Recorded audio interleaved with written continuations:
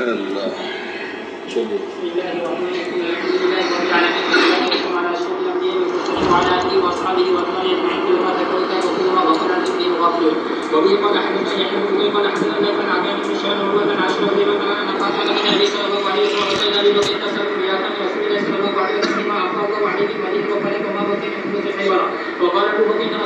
فاطمہ بنت نبی کریم صلی اللہ علیہ وسلم نے ابو بکر صدیق رضی اللہ تعالیٰ عنہ کے پاس یہ پیغام بھیجا کہ وہ میراث کا مطالبہ کر رہی تھی حضور پاک صلی اللہ علیہ وسلم کے مال سے، مما افاء اللہ علیہ بالمدینہ تھی، جو اللہ تعالیٰ نے مدینہ میں جو زمین دی تھی، اسی طرح فدق کے مقام پر اور خیبر کے اندر جو خمس تھا نبی اکرم صلی اللہ علیہ وسلم کا، بس یہ لفظ ہے وما بقی من خمس خیبر، اس کی بنیاد پر یہ پوری روایت ذکر کی ہے۔ تو وفات رسول کے بعد صدیق اکبر کے پاس فاطمہ بنت رسول صلی اللہ علیہ وسلم نے میراث کا مطالبہ کیا۔ جی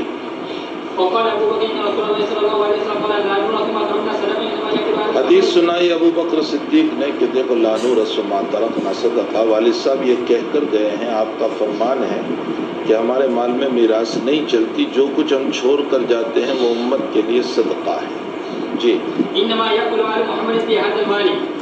آل محمد اس میں سے کھائیں گے اور جو کچھ بچے گا پھر وہ امت کے لیے ہوگا۔ جی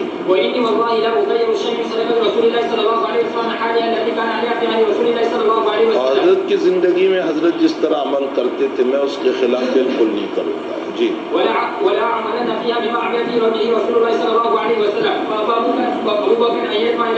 ابو بکر نے دینے سے انکار کر دیا فاطمہ رضی اللہ تعالیٰ عنہ کو، فوجدت فاطمۃ علی ابی بکر فی ذلک، فاطمہ ابو بکر کے اوپر ناراض ہو گئی۔ ناراضگی کی وجہ یہ تھی کہ فاطمہ نے روایت کا انکار نہیں کیا ہے، یقیناً نبی اکرم صلی اللہ علیہ وسلم کا یہ فرمان ہے لانو رسما ترکنا صدقہ، لیکن حضرت فاطمہ رضی اللہ تعالیٰ عنہ کا خیال یہ تھا کہ اس روایت کا تعلق اموال منقولہ سے، یعنی ابا جی کا وہ مال جو از قبیل منقول ہے، مکان کے اندر جتنی چیزیں ہیں اس میں میراث نہیں، اموال غیر منقولہ میں میراث ہونی چاہیے، یعنی زمین میں میراث ہونی چاہیے، اسی لیے بالمدینتی و فدق وما بقی من الخمس، یہ زمین ہی تھی ساری۔ تو فاطمۃ الزہرا رضی اللہ تعالیٰ عنہ نے اس روایت کو جو صدیق اکبر نے سنائی اموال غیر منقولہ پر محمول کیا، اور حضرت ابو بکر عمر وغیرہ حضرات صحابہ کرام نے اس روایت کو مطلقاً مال پر، چاہے وہ منقولہ ہو یا غیر منقولہ ہو، تمام ہی سے متعلق یہ روایت ہے، اور بتا بھی یہ رہی ہے کہ لانو رسما ترکنا صدقہ، حضرت نے کوئی فرق نہیں کیا۔ ظاہر سی بات ہے کہ جب فاطمہ رضی اللہ تعالیٰ عنہ اس روایت کو اموال منقولہ کے سلسلے میں سمجھ رہی تھی کہ ہمارے اموال منقول میں میراث نہیں چلتی تو اموال غیر منقولہ میں چلنی چاہیے، اس صورت میں وہ صدیق اکبر رضی اللہ تعالیٰ عنہ کو، حضرت عمر کو، دیگر صحابہ کو اجتہادی خطا پر محمول کر رہی تھی، اور اجتہادی خطا پر محمول کرنے کی بنیاد پر غصے ہو گئے۔ سمجھ میں بھی آیا، مطلب یہ تھا غصے کی یہ جو وجہ تھی، یہ وجہ تھی، یہ نہیں کہ کوئی روایت کا انکار کر دیا، الیاذ باللہ بنت رسول ہے، روایت کا انکار کیسے کرے گی، لیکن اتحاد مسئلہ کے اندر فاطمہ کی رائے کچھ اور تھی، صحابہ کی رائے کچھ اور تھی۔ یہاں سے مسئلہ بے غبار ہو گیا کہ حضرت فاطمہ کا غصہ ابو بکر پر تھا۔ بعض لوگوں نے یہاں یہ تعویل کی ہے کہ فوجدت فاطمۃ علی نفسہا، فاطمہ خود اپنی ذات پر غصے ہو گئی، اور ذات پر غصے ہونے کی وجہ یہ ہے کہ جب صدیق اکبر نے یہ حدیث سنائی تو فاطمہ اپنی ذات کو کوسنے لگی کہ دیکھو ابا جی کی اس روایت کے ہوتے ہوئے تم نے کیوں مطالبہ رکھا، تمہیں مطالبہ نہیں رکھنا چاہیے تھا، گویا اپنی ذات کو کوس رہی، لیکن یہ مطلب بالکل غلط ہے۔ فوجدت فاطمۃ علی نفسہا نہیں ہے، فوجدت فاطمۃ علی ابی بکر۔ جی فَحَجَرَتْهُ فَلَمْ تُكَلِّمْهُ، قطع تعلق کر لیا اور نہیں بولی، اور وفات تک نہیں بولی، اور وفات حضور کے 6 مہینے کے بعد ہوئی ہے۔ اس کا مطلب یہ نکلا کہ 6 مہینے تک پھر قطع تعلق کر لیا۔ سوال یہ ہوتا ہے کہ گھرانہ نبوت کی بیٹی ہے اور تمہارے والد ہی یہ کہہ کر گئے ہیں کہ 3 دن سے زیادہ ہجران نہیں ہونا چاہیے، تو تمہارے ابا کی اس روایت کی مخالفت ہو گئی ہے کہ تم نے 6 مہینے تک قطع تعلق کیا۔ اس کا جواب یہ ہے، بعض لوگوں نے اس کی یہ تعویل کر دی کہ اصل میں فاطمہ بہت زیادہ پردہ نشین تھی اور پردہ نشین ہونے کی بنیاد پر ملنا نہیں چاہتی تھی، تو عدم لقاء کو لوگوں نے ہجران سے تعبیر کیا، یعنی ملاقات نہیں ہو سکی۔ ہوتا ہے ایسا، بعض مرتبہ آپ لوگ کسی اپنے دوست سے ایک لمبی مدت ہو جاتی ہے، نہیں مل پاتے، لیکن یہ ہجران تو نہیں ہے۔ تو عدم ملاقات کو بعض لوگوں نے ہجران سے تعبیر کر دیا، لیکن یہ تقریر غلط ہے۔ حقیقت میں قطع تعلق کیا تھا۔ اب سوال یہ رہا کہ ہجران 3 دن سے زائد ممنوع ہے۔ اس کا جواب یہ ہے کہ امور دنیا کی بنیاد پر تو 3 دن سے زائد ممنوع ہے، لیکن اگر دینی امور کے اندر اگر لمبی مدت تک بھی قطع تعلق ہو تو جائز ہے۔ یہاں مسئلہ متعدفی تھا۔ فاطمہ کی اپنی رائے یہ تھی کہ اموال غیر منقولہ اموال منقولہ کا یہ مسئلہ ہے، اور عام صحابہ کی رائے یہ تھی کہ یہ مطلق ہے۔ تو دین کی بنیاد پر قطع تعلق ہوا، اور اس کی بنیاد پر اگر قطع تعلق ہوا، فاطمہ کی نظر میں ابو بکر کا اتحاد غلط تھا، تو اس صورت میں 6 مہینے کیا 6 سال ہو تو بھی جائز ہے۔ امور دینیہ کی بنیاد پر جواز، امور دنیویہ کی بنیاد پر جواز نہیں ہے۔ جی وعاش بعد النبي صلى الله عليه وسلم 6 أشهر ولما توفي دفنها زوج علي ليلا ولم يكن بها أبا بكر وصلى عليه۔ ولما توفیت، جب انتقال ہو گیا تو رات ہی میں حضرت علی نے دفن کر دیا اور ابو بکر کو اطلاع نہیں کی، وصلی علیہ، اس پر نماز پڑھی۔ ابن سعد نے ایک روایت نقل کی ہے کہ وفات فاطمہ سے پہلے بیماری میں صدیق اکبر تشریف لے گئے تھے اور فاطمہ رضی اللہ تعالیٰ عنہ سے خوب باتیں کی اور فرمایا، بیٹی تم میری بیٹی سے زیادہ پیاری ہو، اس لیے کہ تم بنت رسول ہو، لیکن میں اس مسئلے میں تمہارے والد صاحب کی مخالفت نہیں کر سکتا۔ تمہارے باپ نے جو فرمایا لا نورث ما ترکنا صدق، اور اس انداز سے ابو بکر نے بات کی کہ فاطمہ راضی ہو گئی۔ یہ ابن سعد کی روایت ہے۔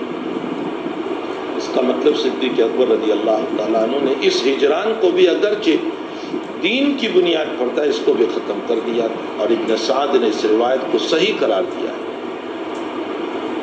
اب رہ گیا مسئلہ کہ حضرت فاطمہ کی وفات ہوئی اور رات میں دفن کر دیا اور صدیق اکبر کو اطلاع نہیں کی۔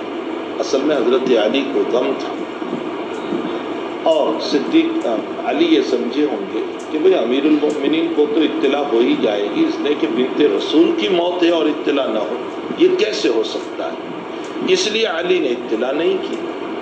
اور یہ بھی ممکن ہے کہ حضرت علی کو غصہ تھا، اس غصے کی بنیاد پر، بہرحال وہ بشر تھے اور بشری تقاضا تھا۔ جی حضرت فاطمہ کی حیات میں حضرت علی رضی اللہ تعالیٰ عنہ کی طرف لوگوں کی توجہ تھی، لوگ حضرت علی کو بہت چاہتے تھے بنت رسول کی بنیاد پر۔ جی لیکن جب انتقال ہو گیا فاطمہ کا تو اب لوگوں کا چہرہ بدل گیا، اس لیے کہ اب بنت رسول کی وجہ سے جو حجاب تھا وہ ختم ہو گیا۔ جی تو اب علی نے مناسب سمجھا کہ دیکھو لوگوں کا اکرام جو میرے ساتھ تھا وہ ختم ہوتا جا رہا ہے، اور ان 6 مہینے میں جب تک فاطمہ حیات رہی علی نے صدیق اکبر کے ہاتھ پر بیعت نہیں کی تھی۔ اصل میں علی کو تکلیف یہ تھی کہ ہم اہل بیت کے آدمی ہیں، ٹھیک ہے آپ امیر المؤمنین ہیں، ہم آپ کا انکار نہیں کرتے، لیکن آپ کو ہم سے مشورہ کرنا چاہیے تھا، امور مہمہ میں آپ ہم سے مشورہ کرتے۔ یہ حضرت علی کی اپنی رائے تھی۔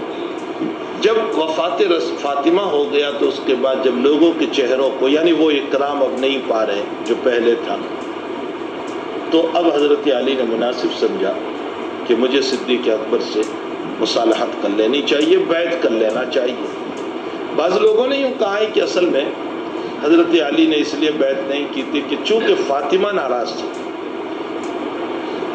اور حضرت علی فاطمہ کو ناراض کرنا نہیں چاہتے تھے، فاطمہ ابو بکر سے ناراض تھی۔ اب اگر علی بیعت کر لیتے تو فاطمہ ناراض ہو جاتی کہ اچھا میری تو ان سے ناراضگی ہے، چاہے مسئلہ مجتہد فی آئے اور تم نے ان کے ہاتھ پر بیعت کر لی، تو فاطمہ کی رعایت میں بیعت نہیں کی تھی۔ جی تو حضرت ابوبکر کو کہلوا دیا کہ حضرت آپ میرے پاس تشریف لائیں، میں آپ سے کچھ باتیں کرنا چاہتا ہوں، لیکن آپ کے ساتھ کوئی اور نہ آئے۔ لا یاتینا احد معه، اشارہ تھا کہ عمر نہ آئے، اس لیے کہ عمر کے مزاج میں سختی ہے اور میں صدیق سے کوئی بات کروں گا اور بہت ممکن ہے کہ عمر جو ہیں وہ حق گو ہیں اور کہیں مسئلہ بڑھ نہ جائے، اس لیے اشارہ تھا کہ عمر نہ آئے۔ جی حضرت عمر نے فرمایا کہ نہیں، اللہ کی قسم میں ضرور آؤں گا آپ کے ساتھ۔ وجہ اس کی یہ ہے کہ عمر جانتے تھے کہ صدیق اکبر بہت نرم آدمی ہے، اگر علی نے غصے میں آ کر کوئی بات کہہ دی تو یہ تو بالکل خاموش ہو جائے گی، اس لیے کسی ایسے آدمی کی ضرورت ہے جو جواب دے، اس لیے فرمایا میں ضرور آپ کے ساتھ آؤں گا۔ جی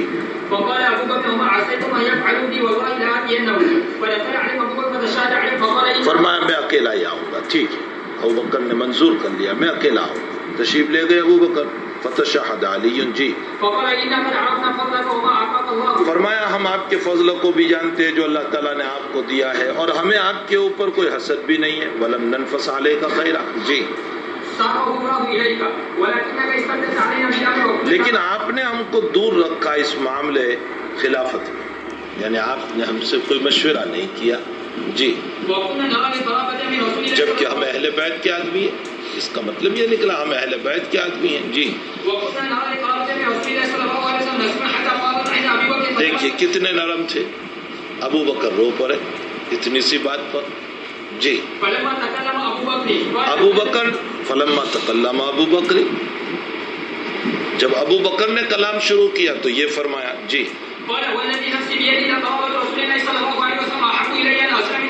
جی حضور کے رشتہ دار مجھے زیادہ محبوب ہے میرے رشتہ داروں کے مقابلے میں۔ جی رہ گیا میرا اور تمہارا جو اختلاف ہے اس مال کے سلسلے میں کہ تم نے میراث کا مطالبہ کیا، میں آج بھی کہتا ہوں کہ میں اس مسئلے میں خیر پڑھوں، اس لیے کہ نبی کا کلام مطلق ہے، اس لیے اموال منقولہ غیر منقولہ کسی میں میراث نہیں چلے گی۔ جی